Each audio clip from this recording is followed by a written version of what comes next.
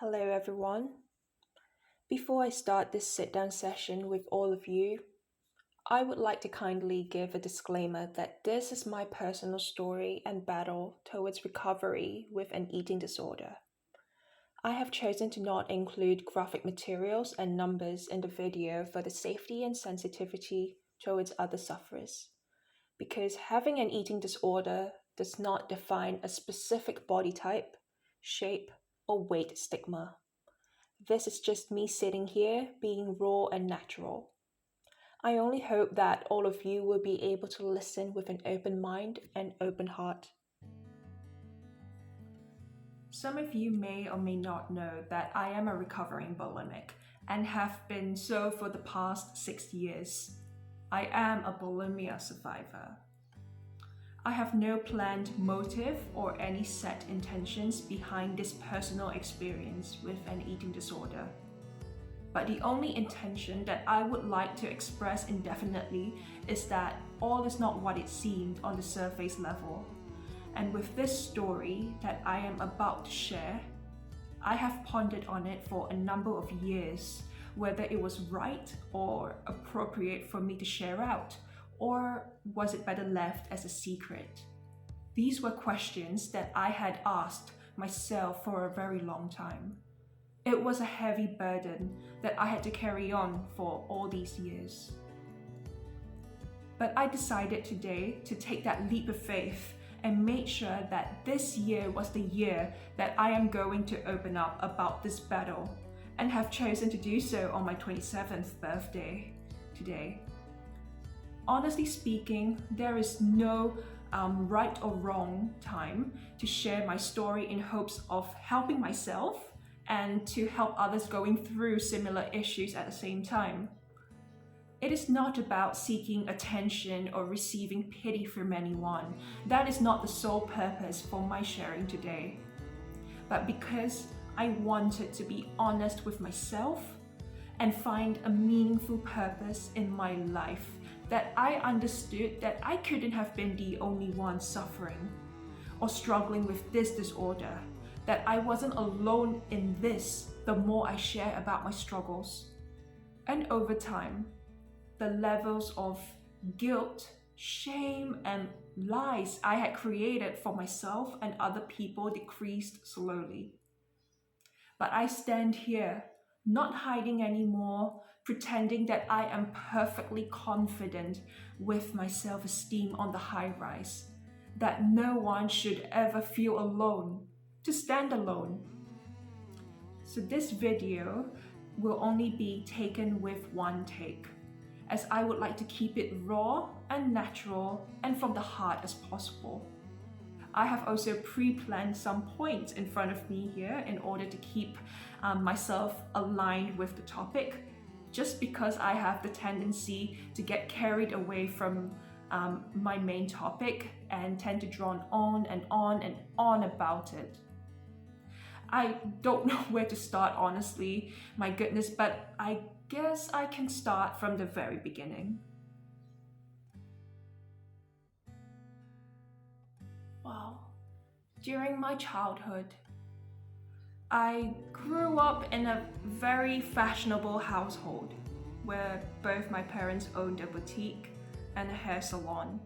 So you can imagine where that, as a 5-year-old, I was growing up, surrounded by beautiful people every day. Beautiful women, beautiful men, and beautiful children. And at the time, my late father was also committing to a number of fashion shows in the late 90s to early 2000s when I was growing up. So I was looking at women in the magazines, all the time. I would always hang out in the hair salon or the boutique whenever I could after school. At the time, I did not know what modeling was or what fashion was. All I know as a kid was, wow, a beautiful lady, a stunning lady wearing amazing clothes being photographed and was posted in a magazine in a piece of paper right in front of me. And at the time, that was where I had that inkling of feeling that I would like to be that lady one day as a 5 to 7 year old. But unfortunately, I was a chubby child. I was fairly big for my age. I was taller than all the other kids. I was put into ballet in the beginning when I was 7 until 10, I think, but I was dropped out because I was too bigger and heavier than all the other kids. So after that, my mom and dad put me into swimming, initially for me to lose weight.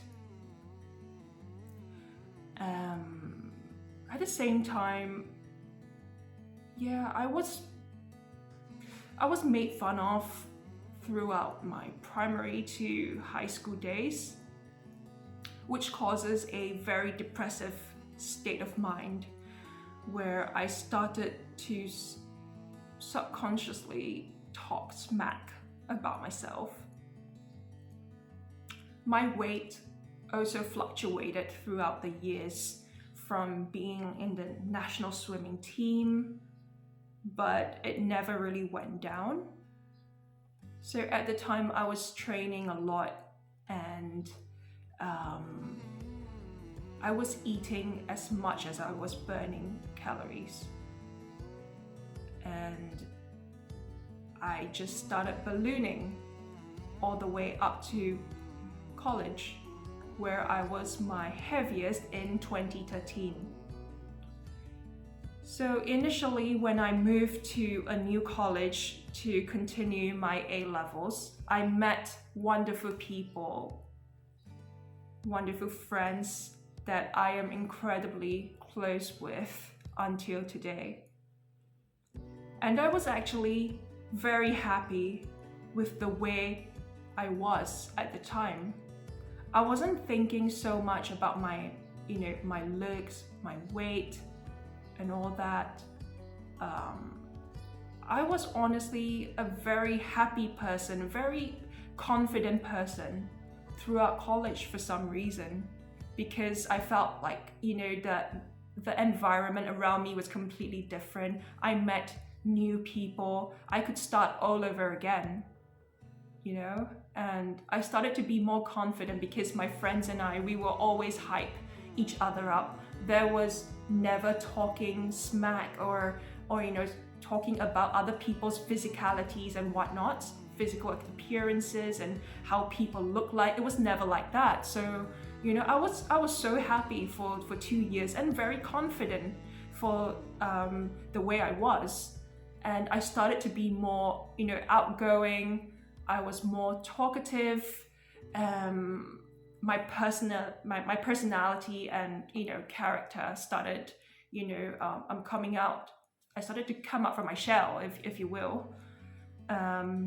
So by the end of December 2013, just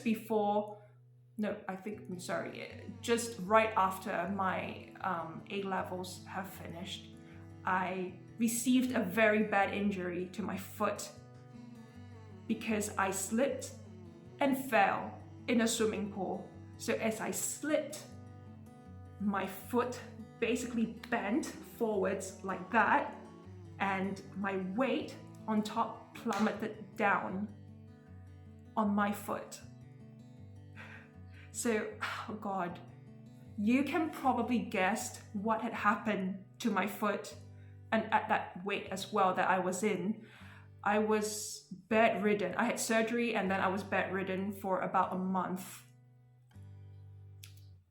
And during that month, sometime during the holidays in December, I was supposed to go to Singapore for a vacation with my friends from Maktab Duli for my A-levels. But I wasn't able to go, so I was honestly really upset because that would have been my very first trip without adults, without my parents with me. And I would have just been with my friends. And, we were planning on it for months and months But unfortunately, I couldn't go because of that travesty. So during that month, I was very depressed. I was upset every day. I had no appetite to eat. I remember not eating so much. I was only eating maybe once a day, mainly because of the fact that I was stagnant in bed. I was doing everything in bed. I wasn't really looking at myself in the mirror. And if I do, I would just, go to the bathroom, do my thing, not look at myself in the mirror, and, just go back to bed with crutches. So yeah, I was eating once a day. And somehow when I was able to walk again slowly, when I was doing my physiotherapy, I started to walk again.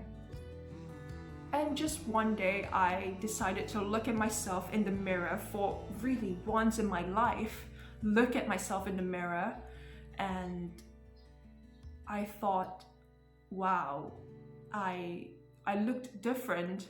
I did not really recognize myself.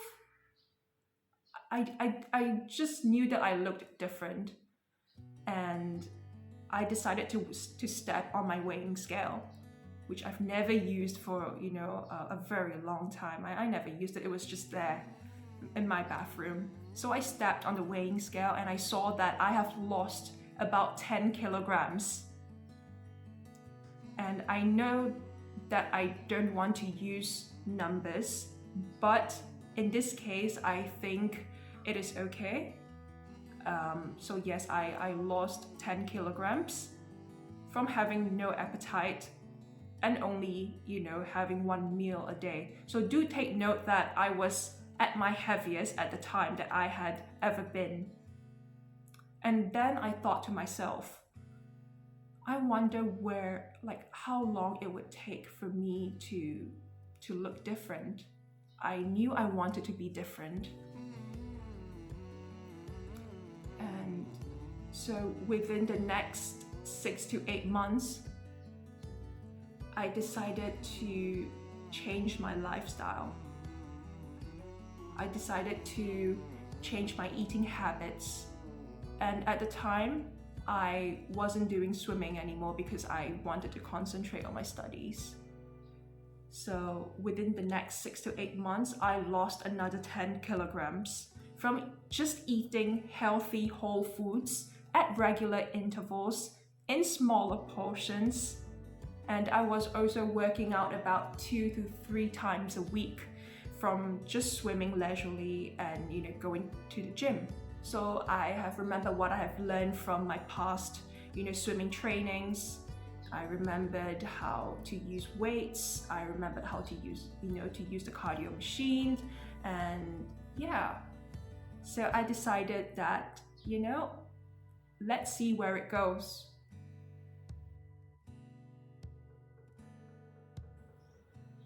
By the end of 2014, this was about the time where my modeling journey started after my big weight loss, and also when I have revamped my physical appearance by bleaching my hair and my eyebrows white blonde for the sake of not wanting to be recognized as the old Phoebe. I wanted to be a new, rejuvenated, different Phoebe where nobody could recognize me. I was scouted out, not knowing, not believing that, I could be a model.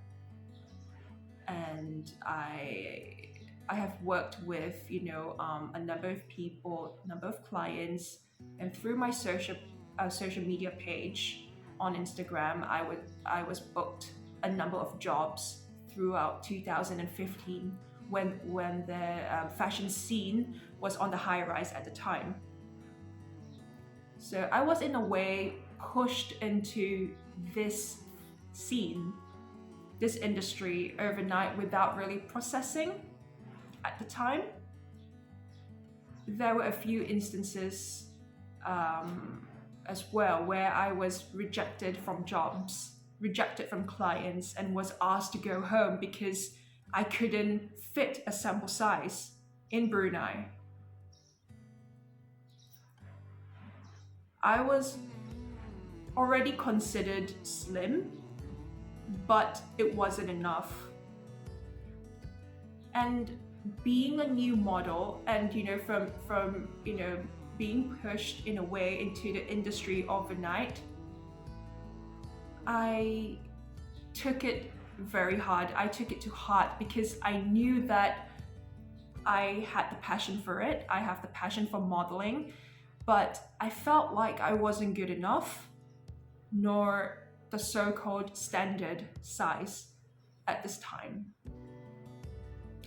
So from all the rejections, from all the, in a way, indirect body shaming, body exclusions, I felt inferior. I had so much self-doubts about myself. I had a lot of rejection issues and started having questions about my own body. I started thinking, well, I lost all this weight, but why isn't it good enough? I thought I was quite slim, but not slim enough. I had all these questions in my head at the time. And do note that I was already at my core weight, and it would take a lot of effort and time to lose more weight. I just felt that I did not have the time to lose it. So you could say that all in all, my weight loss and the process of this new career journey started becoming a catalyst for the start of my eating disorder. It started off slowly, actually, from the very beginning. The tendency usually came about when I felt that I was eating a bit too much, or when I felt bad about myself. I wasn't able to stop looking at myself in the mirror, criticizing every single nook and cranny of my own body, wishing that I could chip off my shoulder blades, chip off my breasts, chip off my ribs because they were protruding out. I had, large breasts at the time. I had broad shoulders. I was born with it, and through swimming it just became bigger over time. I wasn't happy with myself. I wasn't able to I wasn't able to stop looking at myself in the mirror. I became obsessed, crazily obsessed, with checking my weight every single morning. When it goes down, I had that little sense of achievement, and when it went up, immediately I was a failure. So I apologize because, talking about these things, reminiscing, these situations from the past makes me really upset. Yeah. But so my weight fluctuated like crazy for the next few years. I was gaining weight and I was losing weight non-stop, so it was just like an up and down roller coaster. I have had gone months without purging, followed by tendencies once more to happen from once a month to even once every few hours. I didn't feel normal. I was honestly lying to people at the time that I love and knew for my apparent physical changes. I also remembered always being hungry. There were days where I would binge and purge, and days where I just didn't want to eat at all for the sake of guilt, shame, and hate that I had for my body. I remembered being so scared of food. So I continued this on and off unhealthy relationship with food, my weight fluctuations, and my bulimic disorder all the way until early 2019. So at that time, my father had just passed away, and it was just me and mom. And we were moving from house to house at the time. And, with having that sense of loss, and especially with my mom being disconnected from me at the same time, because at the time she has not only lost her husband, but she has lost her mother and her older sister as well, within the few year time periods. And I knew that I did not want to burden her with anything that I was going through, because it would just be too much for her to handle if she knew. I was in control of my lifestyle rituals.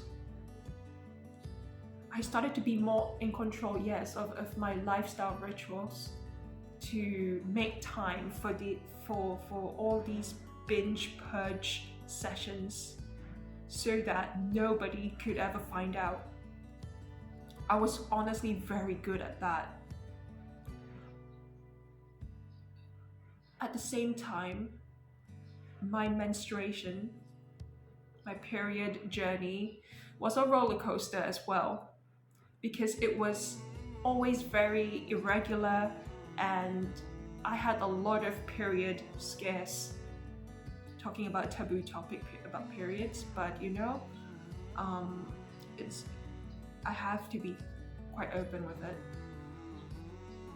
And at that time, I have also gone for a few therapy sessions as well during this time, not only for my eating disorder, but also for other personal issues that I was facing as well. So during this time, I have informed my mom that I would like to go for some therapy sessions, but I specifically did not tell her about my eating disorder.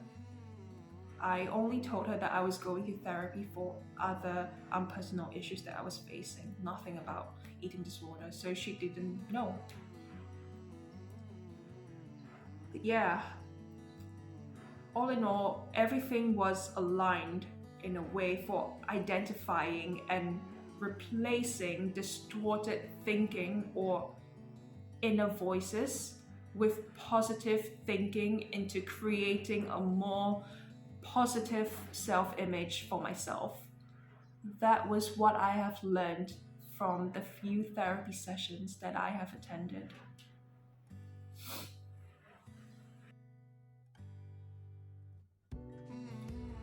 Well, a month prior to April 2019, I flew by myself to Singapore for more modeling opportunities.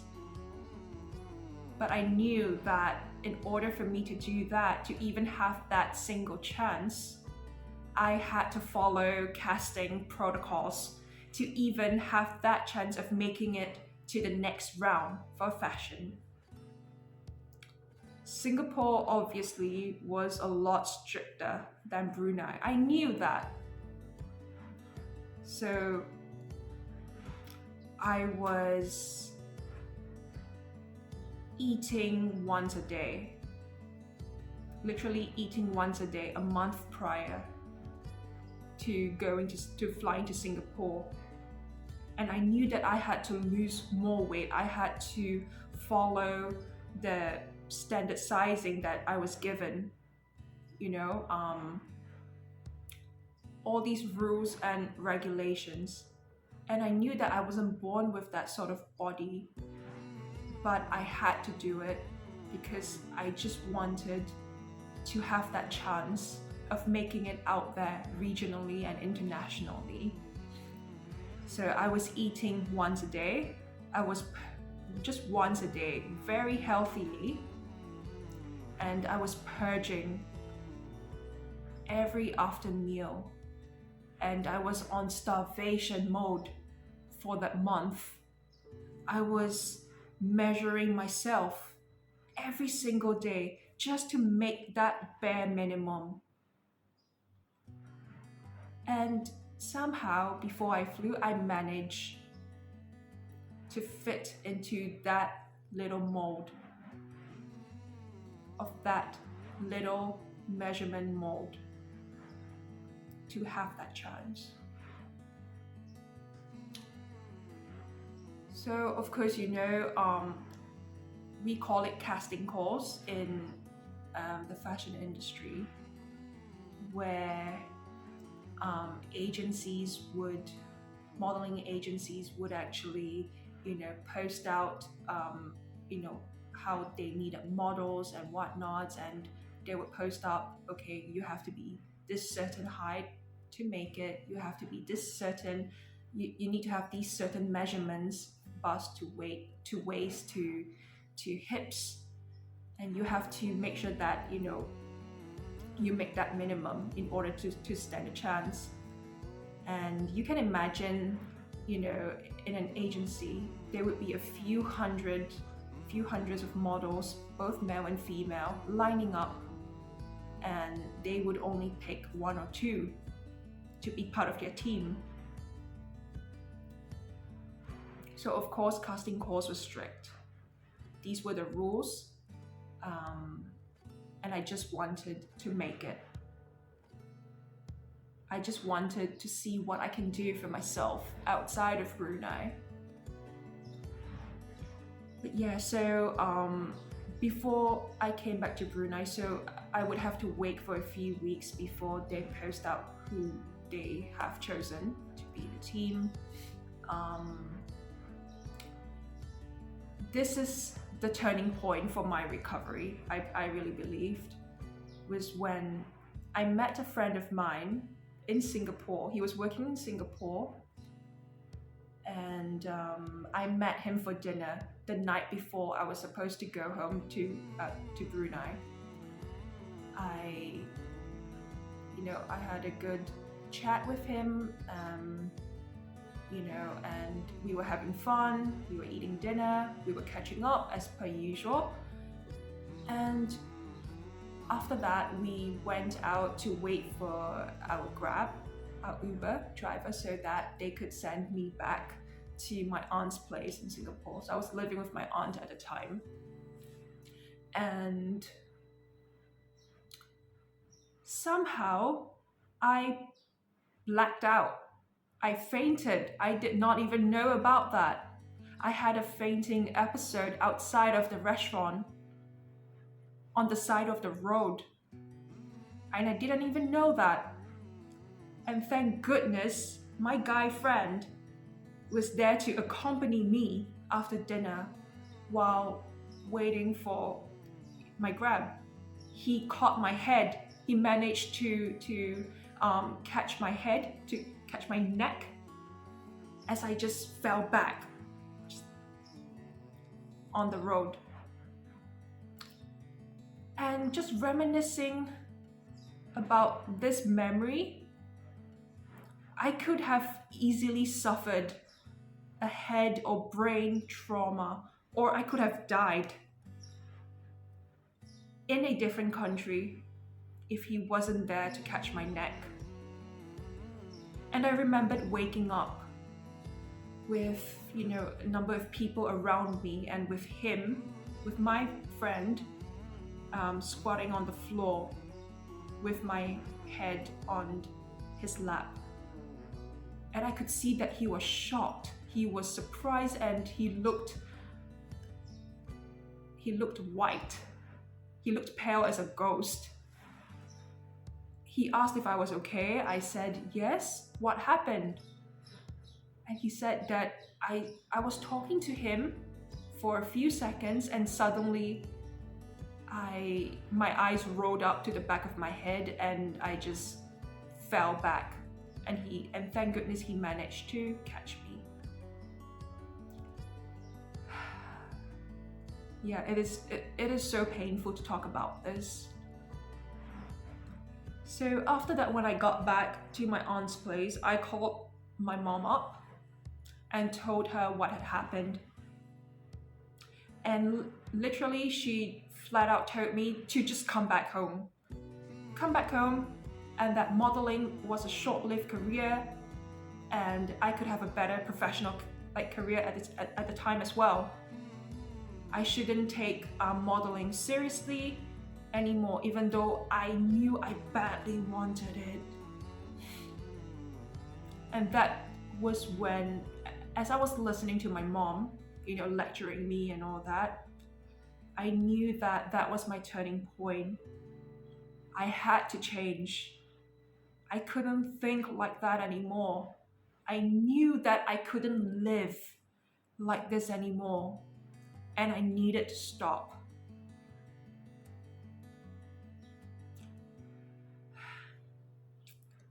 But yeah, so my mom found out, in the end anyway, from my vigorous trips to the bathroom after most meals, and would hear me purge out. Although I thought I was being quite secretive about it. But of course, for a long time, it was honestly not easy for her to handle and understand what her daughter was going through. I knew that I had to be completely honest with myself, that I needed more help. I needed help. And I had to tell someone. And that someone was not just my mother, but my best friend, first and foremost, Nicole. She was there to listen, to never judge, and to understand why I do what I do.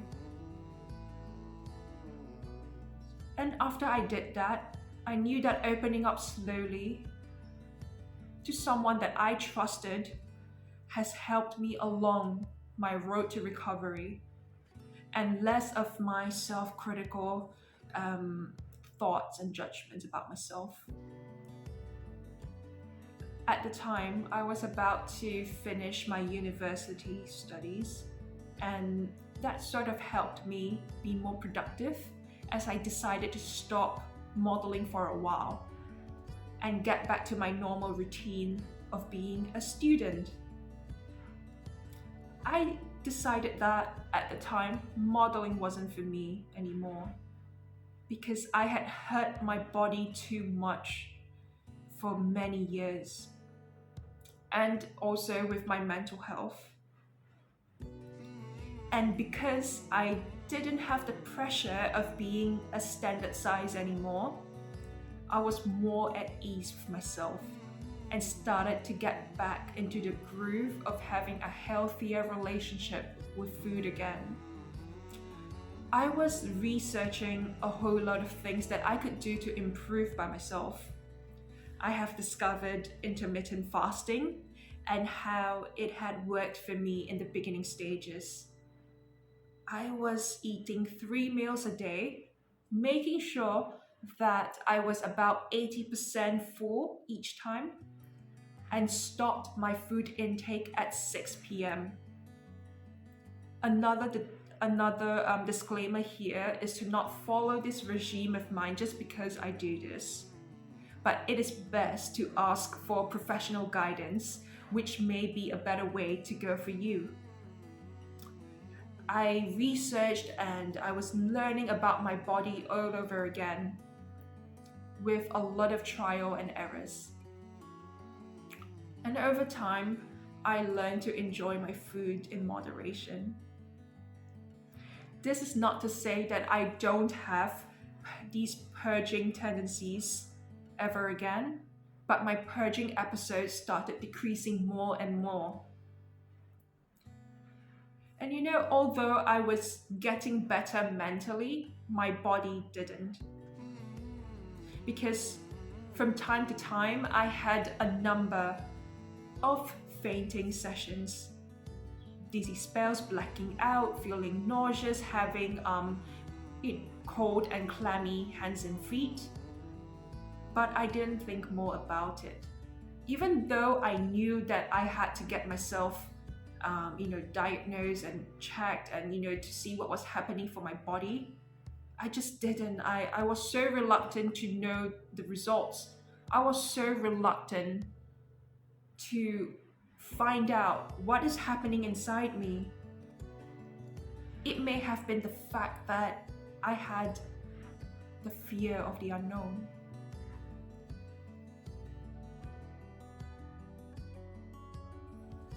So now moving on to between 2019 and early 2020, I had already stopped modeling altogether and wanted to concentrate on my new career because I felt that it was better for me mentally and without having to feel the pressures of being a certain standard size.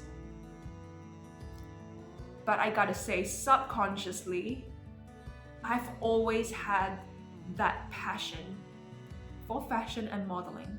So although I was very happy with my professional career, but at the same time, I knew that I loved modeling because it was imprinted in me in a way to follow my father's legacy as I grew up in a fashion household anyway. And with that imprinted mindset, I love fashion so much that I wanted to, maintain my weight, having that standard model measurements and my appearance without compensating my food intake and favorite foods to eat. And again, I went for the intermittent fasting regime throughout my professional career, even until today, as I felt it suited me best with the appropriate caloric intake and whole foods. But of course, I would try my best to have fun when I do get the opportunity to go out for dinners, or lunches, or to hang out with my friends and family, and not think so much about the calories and the time of when I should stop my meal intake. It was honestly hard to keep in track with my meal plans and timing because it wasn't always sustainable to eat at the same time every day, but I did try my best to keep at it whilst finding a balance of not being too anal about it. So along the way, my period became more regular each month, and I decided to get myself diagnosed for the first time. So it turned out that I do have two anemia conditions: beta thalassemia, which is inherited, and iron deficiency, in which I am continuously taking iron tablets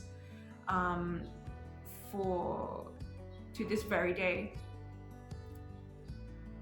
And I still believe until today that my bulimia disorder for all these years have contributed to iron deficiency, as I was always feeling fatigue, having dizzy spells, clammy hands, and a few blackout sessions here and there, but not so much anymore.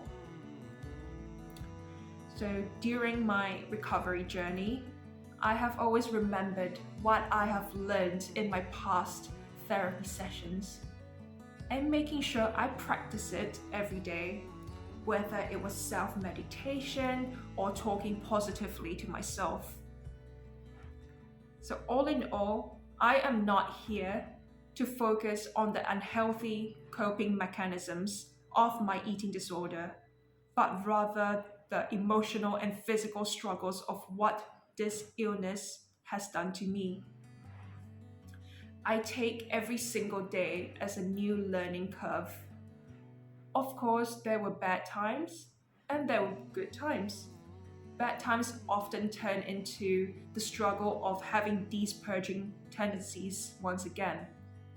That was my personal struggle. But I am here finding new ways and having, better lifestyle changes to diverge these purging tendencies into a more productive hobbies or mindset. And finally, as for my eating habits, I eat what feels good for me. Just some minor changes in my diet, mainly consisting of high protein, high fat, and low carbs. So I am not going to dwell more into this topic, but if you are interested and if you do want to learn more as to what I do to keep myself well maintained, healthy, and feel good personally, you can check out my past IGTV video called, I think, mini personal weight loss tips. But yes, that has worked for me the best.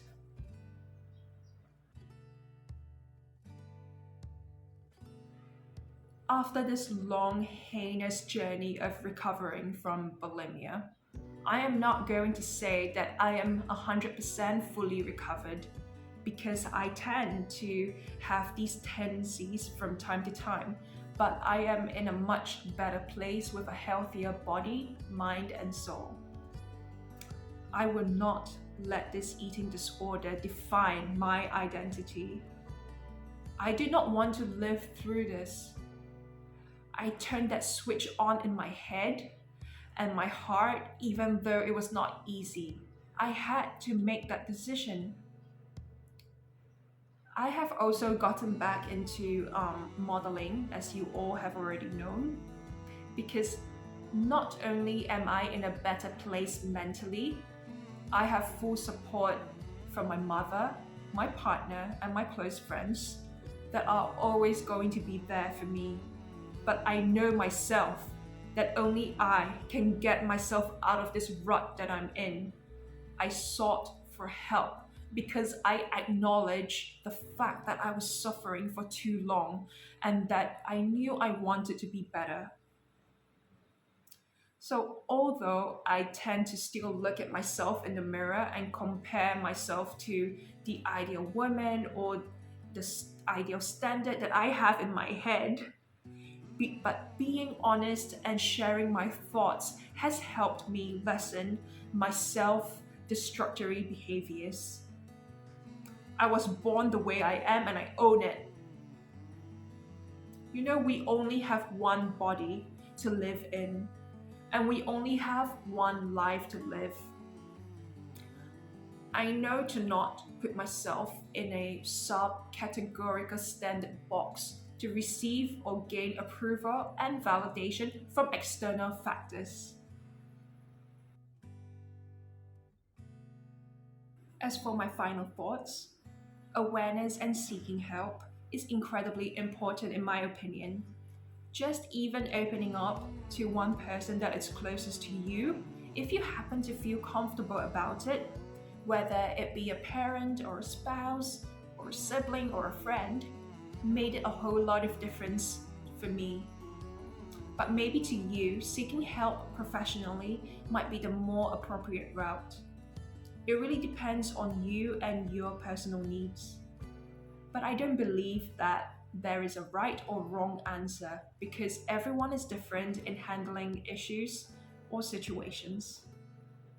But if you do decide to seek for professional assistance, know that there are plenty of options out there and will be dealt with confidentiality. There are different mental health services in Brunei, such as the Clinical Psychology Division in Rebas, Community, Clarity, and much more. There are also a few hotlines available as well. So if you happen to know anyone who are or may be suffering with eating disorders or any other issues related to mental health, please do encourage them to seek for help. Or you may also reach out personally by calling these services. So I will insert these services and hotlines extracted from Cope for Hope Brunei's page right here, and we'll tag them in my comment section down below for your ease of viewing and reference.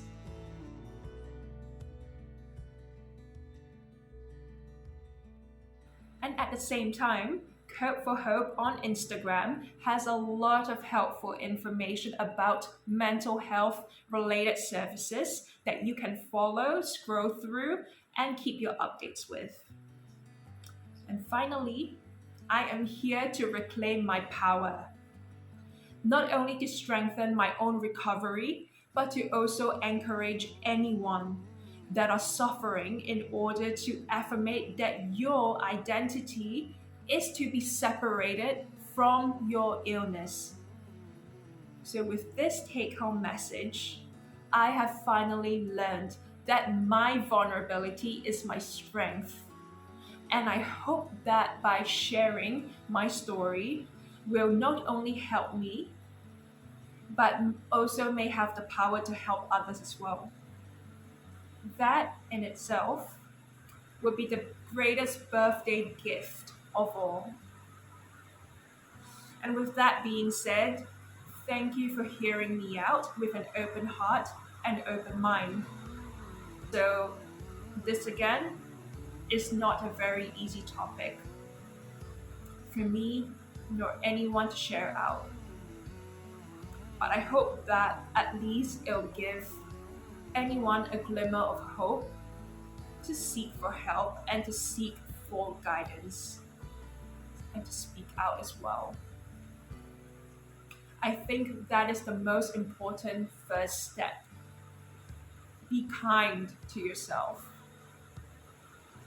Thank you once again for tuning in, and I'm wishing you all a safe passage throughout these current hard times. Stay safe.